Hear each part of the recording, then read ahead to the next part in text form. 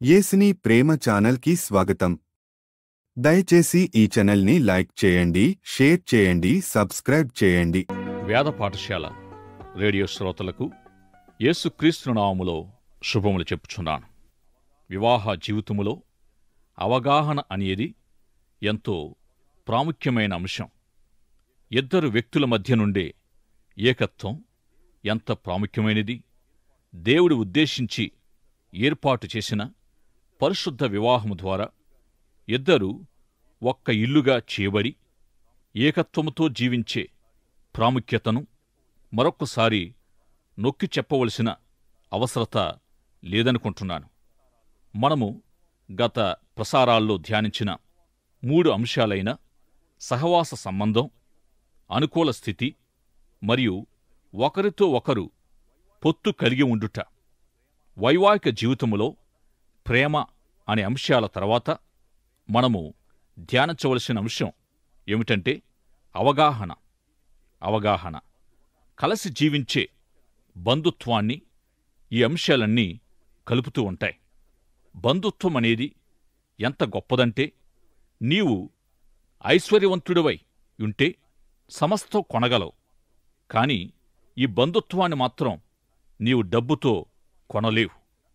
దేవుడు ఏర్పాటు చేసిన భార్యాభర్తల సంబంధం సమర్పణతో కూడినది అనే వాస్తవాన్ని ఆత్మ సంబంధులు అంగీకరిస్తారు. అవగాహన అని పిలువబడే ఏకత్వము యొక్క అభివృద్ధి కొరకు జీవిత భాగస్వాములు ఇరువురు పాటుపడాలి. విశ్వాసులైన భార్యాభర్తలు, కుటుంబం మరియు క్రైస్తవ వివాహ జీవితం ఆత్మ సంబంధమైనది అనే అవగాహన కలిగి ఉంటారు. ఏకత్వాన్ని కాపాడేది సహవాసం, సంభాషణ సంబంధమయ్యుంది. అయితే సరి అయిన సహవాసాన్ని కలిగి ఉండలేనివారు సరి అయిన బంధుత్వాన్ని కూడా కొనసాగించలేరు. భార్యాభర్తల మధ్య అన్ని విధాల పొసగియుండే స్థితి లేక అనుకూల స్థితి వారి ఏకత్వానికి నిదర్శనమయ్యుంటుంది. భార్యాభర్తల ఏకత్వానికి శక్తినిచ్చే ప్రేమ వైవాహిక వ్యవస్థ అంతటినీ ఉండవలసిన స్థానములో ఉంచుతుంది. వివాహ జీవితములోని ఏకత్వాన్ని అభివృద్ధి పరిచేది పరస్పర అవగాహనయని మనము తెలుసుకున్న విధంగా భార్యాభర్తలు ఒకరినొకరు అర్థం చేసుకున్నప్పుడే ఏకత్వములో అభివృద్ధి చెందగలరు. అవగాహనతో కూడిన మంచి సంబంధం కలిగి లేకపోయినట్టయితే ఎప్పటికీ ఏకత్వములో అభివృద్ధిని సాధించలేరు. ఈ విధంగా ఈనాడు అనేక మంది భార్యాభర్తలు నిజమైన ఏకత్వం, పరస్పర సదవగాహనతో కూడిన అభివృద్ధికరమైన గృహస్థ జీవితాలుగా కాక బహిరంగంగా లోకము దృష్టిలో మాత్రమే వైవాహిక ఏర్పాటులో ఉంటూ కుటుంబ జీవితములో తాము చేయవలసిన పనులు చేసుకుపోతూ ఉన్నారు. అయితే షరతులు లేని పరలోక సంబంధమైన క్రీస్తు ప్రేమతో తమ కుటుంబ జీవిత ఏకత్వాన్ని దృఢపరచుకోవడానికి, ఒకరినొకరు ప్రేమించుకోవడానికి అవసరమైన సహాయం కొరకు ప్రభువును వేడుకోవాలి. భార్యాభర్తల మధ్య ఉండవలసిన అవగాహన లోపించినప్పుడే కుటుంబాలు విచ్ఛిన్నం కావడం సంభవిస్తుంది. ఈ దినాల్లో ఈ విధంగా జరగడానికి గల కారణం నేటి మన నాగరికత విధానమే. ఈనాడు మన సమాజం కుటుంబ విచ్ఛిన్నత అనే పంటను కోస్తూ ఉంది. దీనికి మూల కారణమేమిటి? కుటుంబములోని పురుషుడు ప్రతి ఉదయం పరిశుభ్రంగా తయారై మంచి బట్టలు ధరించి తన ఉద్యోగ, వ్యాపార, వ్యవసాయ పరిధిలోనికి తన బాధ్యత నెరవేర్చడానికి బయటికి వెళుతున్నాడు. తన పని స్థలములో తన సాటి పనిచేసే స్త్రీలు ఇతనికి ఎదురు పడుతూ ఉన్నారు. తన బాధ్యత ధర్మంగా ఆ స్త్రీలతో ఎక్కువగా మాట్లాడి సమయం గడపవలసొస్తుంది. ఇక ఇంట్లో భార్య స్త్రీయే అతని భార్య కంటే ఎక్కువ ఎరిగి అర్థం చేసుకొనగలిగి ఉండి కొంతకాలానికి ఇంట్లో వెనుక ఉన్న భార్య పిల్లల్ని విడిచి ఇట్టి స్త్రీలతో వెళ్ళిపోయే పరిస్థితుల్లో అనేకమంది పురుషులు వెళుతూ ఉన్నారు. బయట పదవీ బాధ్యతలు నిర్వహించే స్త్రీలకు ఇట్టి పురుషుల వల్ల ఎన్నో సమస్యలు, శ్రమలు కలుగుతూ ఉంటాయి. బయట ఉద్యోగ బాధ్యతలు నిర్వహించే స్త్రీ పురుషుల కుటుంబాల విచ్ఛిన్నతకు ఈ విధానం ఒక నమూనా మాత్రమే. ఇటువంటి భార్యాభర్తలు ఒకరినొకరు అర్థం చేసుకోవడానికి తగినంత సమయం, సంబంధం, సహవాసం, అవకాశం లేకపోవడం, అదే సమయంలో పరస్త్రీలకు, పరపురుషులకు చేరువ కావడం కొందరి జీవితాల్లో సంభవిస్తుంది. మొదటిగా భార్యాభర్తల్లో ఎవరో ఒకరు అపనమ్మకంగా జీవించడం మొదలు పెడితే యాంత్రికంగా రెండవ వ్యక్తి అదే అపనమ్మకత్వాన్ని నేర్చుకోవడం మరికొందరి జీవితాల్లో జరుగుతుంది. చాలామంది ఈ విధంగా చెప్పడం మనం వింటూ ఉంటాం. నేనేమి కావాలని ఈ పని చేయలేదు, అనుకొనని విధంగా ఇలా జరిగిపోయింది, నేను అందగాడిని గనుక ఆయా స్త్రీలు నాతో మాట్లాడ్డానికి ఆసక్తి కలిగి ఉన్నారు, లేక ఆమె భర్త ఆమెను ఎప్పుడూ సరిగ్గా పట్టించుకోలేదు, అతడు ఆమెతో సరిగా మాట్లాడనందువల్ల ఆమె నాకు దగ్గరయింది, అలాగే మరొక వ్యక్తి భార్య ఆయన్ను సరిగా అర్థం చేసుకోదు. ఇలాంటివారు విరక్తితో ఉంటూ ఎవరైనా దొరికితే ఇక అటే ఉంటారు. ఇట్టివారు కుటుంబ సంబంధమైన అవగాహనలో అభివృద్ధి చెందలేరు. ఇక మరికొందరు ఇంట్లో భార్యతో మాట్లాడ్డానికి ఆసక్తి ఉండదు, ఇతర స్త్రీలతో సంతోషంగా మాట్లాడతారు. భార్యాభర్తలు ఒకరినొకరు అర్థం చేసుకుంటూ ఏకత్వాన్ని కాపాడుకొనకపోవడం గొప్ప ప్రమాదకరమైంది. ఇక ఒకరినొకరు అర్థం చేసుకోవాలి అనడానికి గల కారణం చాలా సామాన్యమయుంది. స్త్రీ పురుషులు శారీరకంగా, మానసికంగా, ఉద్రేకపరంగా, ఆలోచనపరంగా, ఆత్మీయంగా ఒకరినొకరు విభిన్నమైన వారై ఉంటారు. భక్తి సంబంధంగా లేక దేవుణ్ణి ఆరాధించుటలో పురుషులు స్త్రీల వలె చెయ్యరు. భక్తి విశ్వాసాలు, ప్రార్థనలు, ఆరాధనలను వ్యక్తపరిచే విధానం వేరుగా ఉంటుంది. నిరంతర భక్తి సాధనకు వృత్తి వ్యాపారాలను బట్టి ఒకవేళ పెద్దగా అవకాశం దొరకపోయినా దేవుని ఎడల విశ్వాసం, దేవునితో సంబంధం ప్రతి ఒక్కరికి ఎంతో అవసరమయ్యుంది. స్త్రీ పురుషుల మధ్యనున్న భిన్నత్వాన్ని బట్టి, పురుషుడు పురుషత్వాన్ని బట్టి, స్త్రీ స్త్రీయత్వాన్ని బట్టి ఒకరినొకరు ఆకర్షితులవడం, ఒకరిచే ఒకరు ఆకర్షించబడడం సహజం. ఈ విధంగా స్త్రీ పురుషులకు దేవుడిచ్చిన యోగ్యత రుజువవుతుంది. అయితే స్త్రీ పురుషులకు దేవుడిచ్చిన ఆకర్షణ, వ్యక్తిగత విలువలు మొదలైన ఆధిక్యతలను సక్రమంగా వినియోగించాలనేది కుటుంబ జీవితంలో భాగస్థులైన వారు గ్రహించాలి.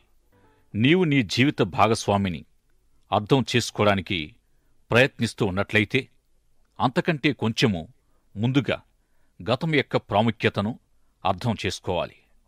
ఆయా పరిస్థితుల ప్రభావం గత కొన్ని సంవత్సరాలుగా నీ భాగస్వామిపై ఉండడం ద్వారా నీ భాగస్వామి ఈ రకం మనిషిగా తయారై ఉండొచ్చు.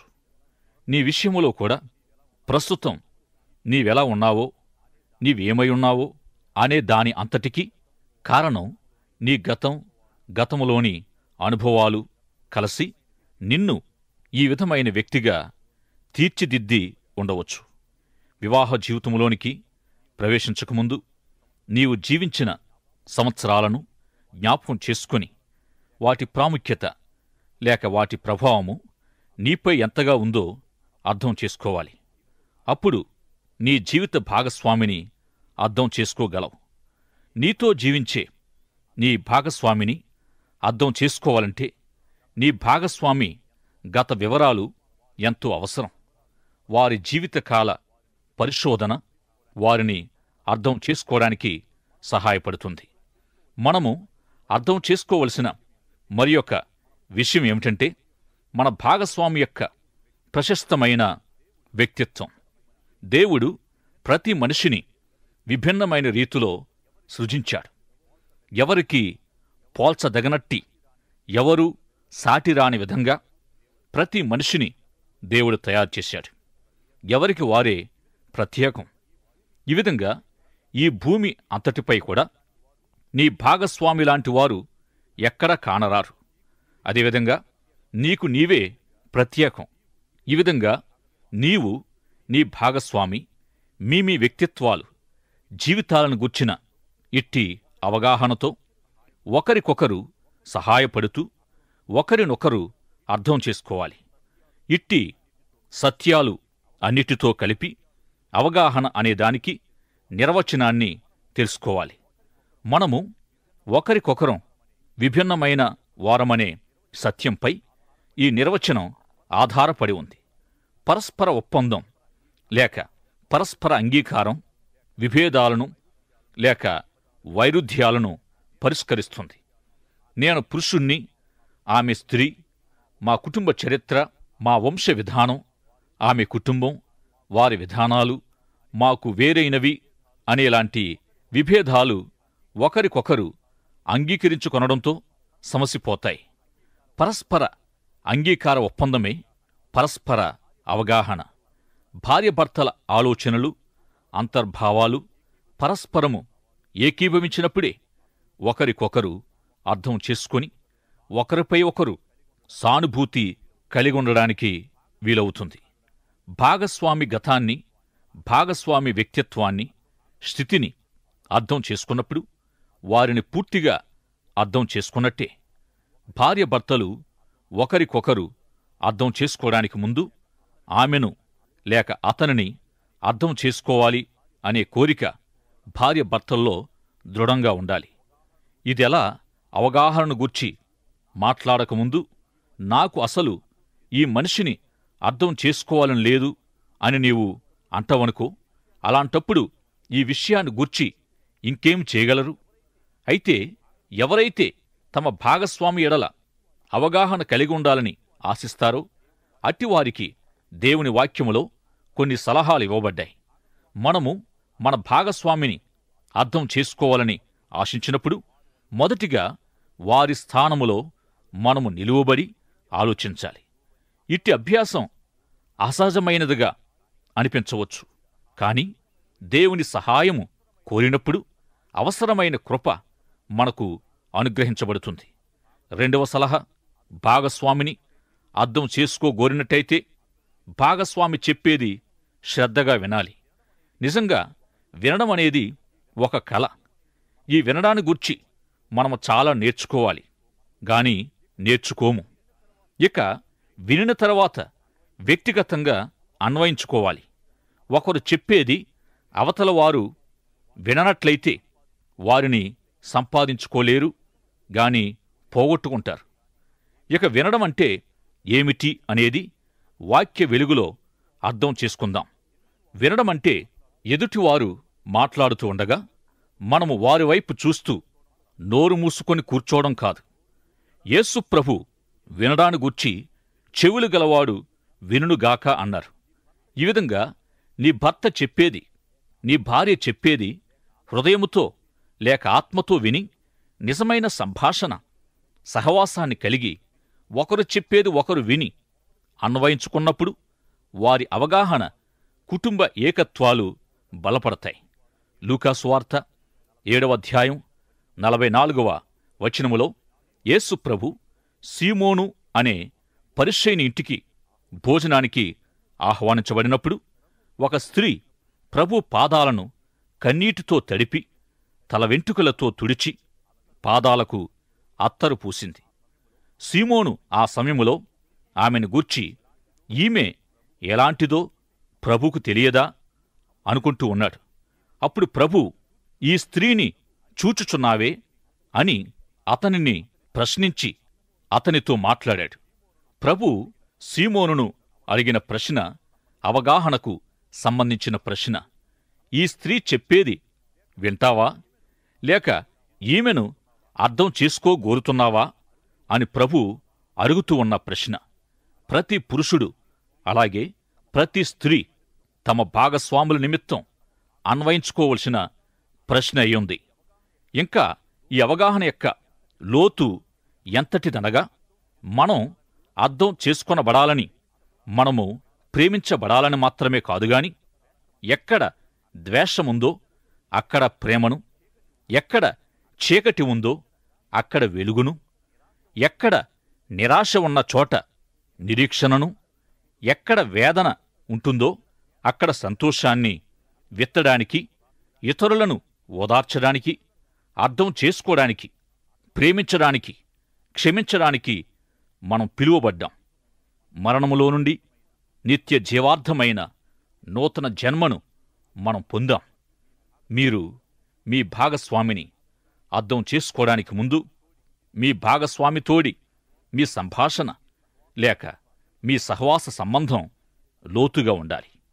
సంభాషణ, సహవాస అధ్యయన ప్రసారములో దీనిలోని విభిన్నమైన దశలను గుర్చి విన్నాం. ఎరిగి, ఆలోచించి, అనుభూతి చెందే విషయాలను పంచుకోవడం మొదలైనవి మొదటి దశలోనివి కాగా, నీవు ఎవరివై ఉన్నావో, ఏమై ఉన్నావో, ఎక్కడ ఉన్నావో, ఇంకా ఏమి కావలసి ఉన్నావో తెలియజేసేది సహవాసములో లోతైన స్థితి. అంటే సాటి వ్యక్తికి ఏదో కొంత అందించడం కాక హృదయాన్నివ్వడం అయ్యుంది. ఇందుకు భిన్నంగా ఒకరికొకరు నిర్లక్ష్యపరుచుకోవడం అధ్వానమైన స్థితి, హీనదశ కాగలదు. ఎట్లయినా హృదయాన్నివ్వడమనేది గాయపరచబడడానికి, బాధ నొందడానికి అవకాశముంటుంది. అయితే మీరు మీ భాగస్వామి ఒకరినొకరు అర్థం చేసుకోవాలనే కోరిక మీలో దృఢంగా ఉన్నప్పుడే అవగాహనలో మీరు వృద్ధి చెందగలరు. భార్యాభర్తల సంబంధం లోతుగా ఉన్నప్పుడే ఎట్టి పోరాటాన్నైనా ఎదుర్కోగలరు. పోరాటాన్ని ఎదుర్కోవడం నేర్చుకునే వరకు ముడుచుకునిపోయే తాబేలులా ఉంటుంది కొందరి పరిస్థితి. కుటుంబ జీవిత సహవాస సంబంధాల లోతైన స్థాయిని కలిగి ఉండాలంటే భార్యాభర్తలు కోపం అనే దాంతో ఎలా వ్యవహరించాలో, కోపాన్ని ఏ విధంగా నిగ్రహించుకుని అదుపు చేసుకోవాలో ఈనాడు తెలుసుకుందాం. నిజంగా ఇది ఆసక్తికరమైన భావోద్రేకం. ప్రియ సోదరుడా, ఒక క్రైస్తవునిగా కోపాన్ని గూర్చి నీవేమి తలస్తూ ఉంటావో, నీ అభిప్రాయమేమిటో చెప్పగలవా? ఆత్మపూర్ణుడైన విశ్వాసి కోపిష్టిగా ఉండడం దేవుడనుమతిస్తాడా? మనలో చాలామంది కోపోద్రికులై జీవించేవారు లేకపోలేదు. చాలా ఇండ్లలో కోపానికి నిదర్శనంగా విరిగిపోయిన రేడియో, బద్దలైన వస్తువులు, ముక్కలైన పాత్రలు ఉంటూ ఉంటాయి. మన సోదరులు మరియు అబ్బాయిలు తమ కోపాన్ని ఆయా వస్తువులపై చూపెడుతూ ఉంటారు. ఇక ఆర్థిక పరిస్థితి అంతమాత్రంగా ఉన్నప్పుడు ఆయా ఇరుకులు, ఇబ్బందులు గుండా మన జీవితాలు వెళుతూ ఉన్నప్పుడు కుటుంబ సభ్యులపై విరుచుకుపడుతూ ఉంటారు. వీటన్నిటికీ కారణం కుటుంబ సభ్యులు కారు కదా. ఇట్టి మన కోపానికి కారణమేమిటి? ఎవరు అని ఆలోచిస్తే అది ఎవరికో సంబంధించి, ఎవరికో చెందే కోపంగాక మనపై మనకే పుట్టుకొచ్చే కోపమై ఉంటుంది. ఈ సందర్భానికి సహాయపడే లేఖన భాగము ఎఫెసీ పత్రిక 4వ అధ్యాయము 26, 27 మరియు 30, 32 వచనాలు మనం చదువుకుందాం. కోపపడుడి గాని పాపము చేయకుడి. సూర్యుడస్తమించు వరకు మీ కోపము నిలిచి ఉండకూడదు. అపవాదికి చోటియకుడి. దేవుని పరిశుద్ధాత్మను దుఃఖపరచకుడి. విమోచన దినము వరకు ఆయనయందు మీరు ముద్రింపబడి ఉన్నారు. సమస్తమైన ద్వేషము, కోపము, క్రోధము, అల్లరి, దూషణ, సకలమైన దుష్టత్వము మీరు విసర్జించుడి. ఈ వాక్య ప్రకారంగా దేవుడు ఒక విశ్వాసి కోపం కలిగి ఉండడానికి అనుమతించడు. ఈ వాక్య భాగములో కోపపడుడి గాని పాపము చేయకుడి అని వ్రాయబడి ఉంది కదా. కోపపడుమని దేవుని వాక్యము సమర్థిస్తుందని అనేకులు అనుకుంటారే గాని పాపము చేయవద్దనే మాటను తమ జీవితములో అన్వయించుకోరు. అయితే కోపపడవలసిన ఆయా సందర్భాలు ఉంటాయి కాని పాపానికి నడిపించబడకూడదు. అదుపులేని కోపానికి కయీను ఒక గొప్ప ఉదాహరణగా మన ముందున్నాడు. మీలో ఎవరైనా ఇట్టి కోపముచే పట్టబడి ఉన్నట్టయితే దేవుని వాక్యం మిమ్మల్ని విడిపిస్తుంది. పురుషులు మాత్రమే గాక స్త్రీలలో కూడా ఇట్టి కోపిష్ఠులు లేకపోలేదు. ఆదికాండములో చూసినట్టయితే కయీను, హేబెలు అన్నదమ్ములిద్దరూ తమ కలిగిన వాటిలో నుండి దేవునికి అర్పణలు తీసుకుని వెళ్లారు. కయీను తాను సేద్యం చేసిన నేల పంటలో నుండి, హేబెలు తన మందలో నుండి తొలుచూలున పుట్టిన వాటిలో క్రొవ్విన వాటిని కొన్ని దేవునికి సమర్పించారు. దేవుడు హేబెలును అతని అర్పణను లక్ష్యపెట్టాడు. కాని కయీనును అతని అర్పణను లక్ష్యపెట్టలేదు. ఈ కారణంగా కయీను కోపగించాడు, ముఖం చిన్నబుచ్చుకున్నాడు. అప్పుడు దేవుడతను పిలిచి ప్రశ్నించాడు, నీకు కోపమెందుకు? నీ ముఖం ఎందుకు చిన్నబుచ్చుకున్నావు? నీవు సరైనది చేసి ఉంటే అంగీకరించబడేవాడువే కదా.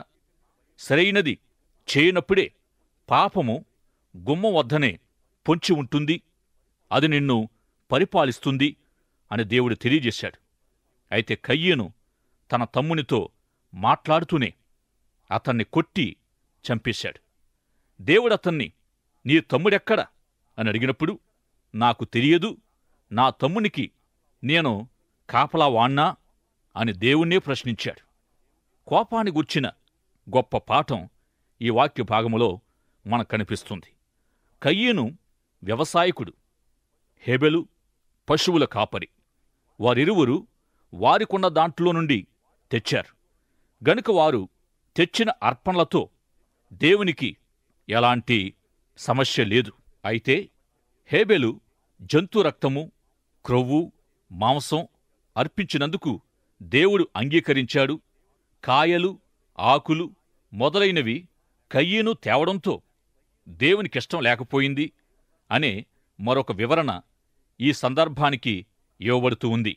కాని అర్పణల కంటే ముందుగా మనుషులు లేక మనుషుల హృదయాలు అంగీకరింపబడవలసిన అవసరత మనమిక్కడ గమనించగలం.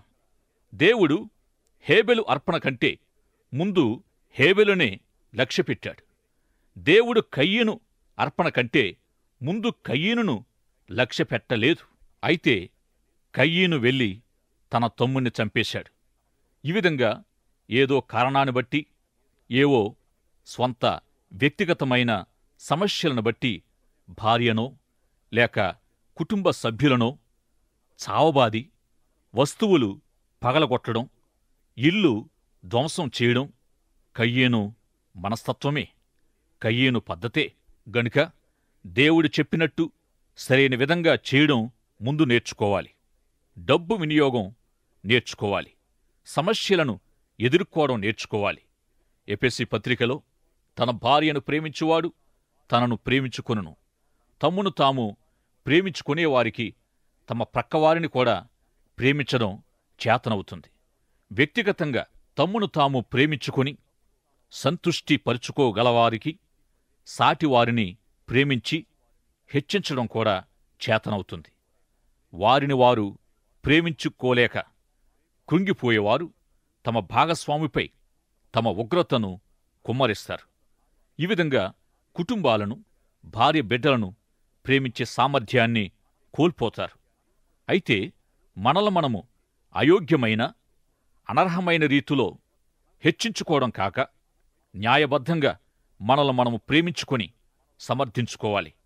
భార్యభర్తలు అర్థం చేసుకోవడానికి ముందు స్త్రీ పురుషుల మధ్య ఉండే భిన్నత్వం యొక్క ప్రాముఖ్యతను, న్యాయబద్ధమైన వ్యక్తిగత ప్రేమ, ప్రాముఖ్యత మొదలైన వాటిని అర్థం చేసుకోవాలి.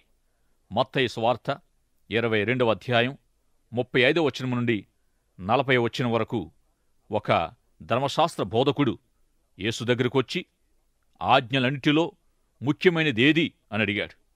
నీ సమస్తమంతటితో ప్రభువును ప్రేమించి నిన్ను వలె నీ పొరుగువారిని ప్రేమించడం అని ధర్మశాస్త్రము ప్రవక్తల మాటలన్నిటికీ ఇదే ఆధారమని చెప్పారు. నీవు యథార్థమైన వ్యక్తిగా సంతోషకరమైన జీవితం గడపాలని నీవు ఆశిస్తే 3 ప్రాముఖ్యమైన దశల గుండా వెళ్లాలని యేసుప్రభువారు చెప్పారు.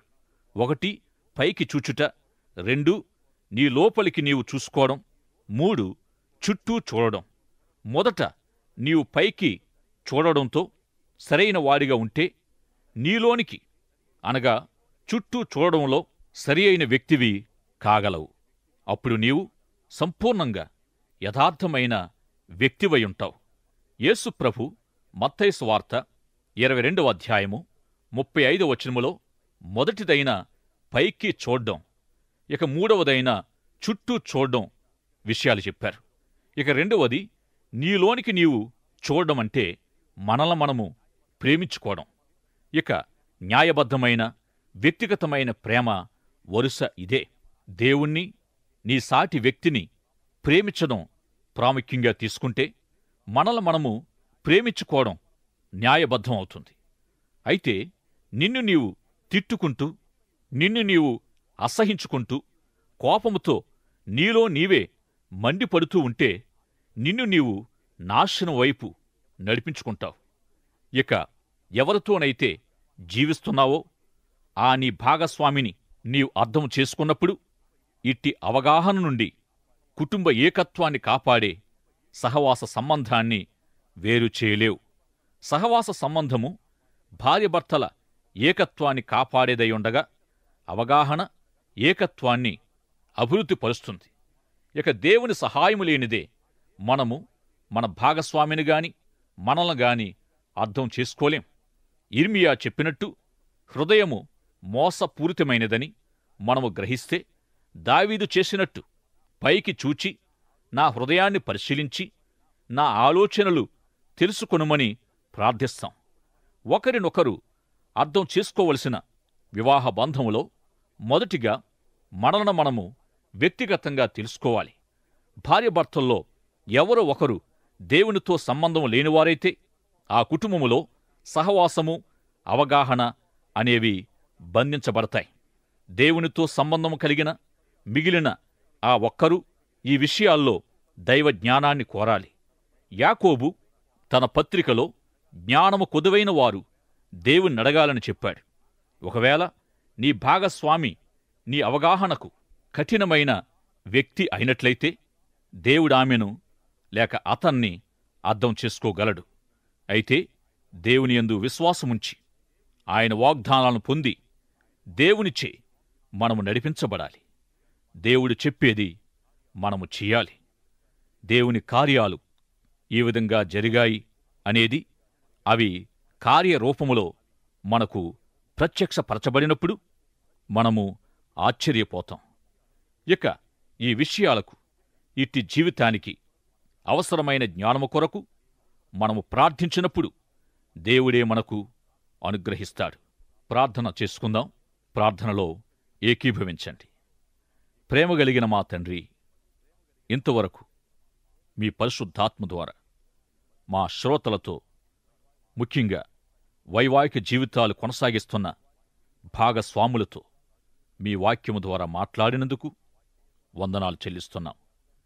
మీ యందు సంపూర్ణముగా విశ్వాసముంచి మీ వాగ్దానాలను పొందుచు మీ ఆత్మచేత నడిపించబడే కృప ప్రతి శ్రోతకు, ప్రాముఖ్యంగా భాగస్వాములకు దయచేయమని మా శ్రోతల్లోని ప్రతి కుటుంబం కొరకు ప్రార్థిస్తున్నాం.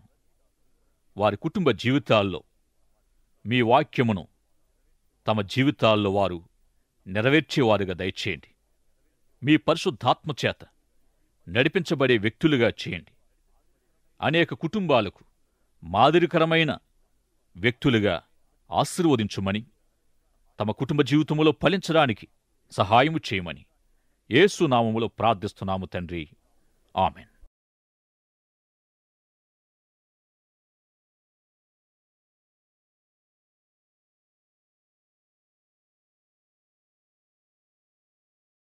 దయచేసి ఈ ఛానల్ని లైక్ చేయండి, షేర్ చేయండి, సబ్స్క్రైబ్ చేయండి.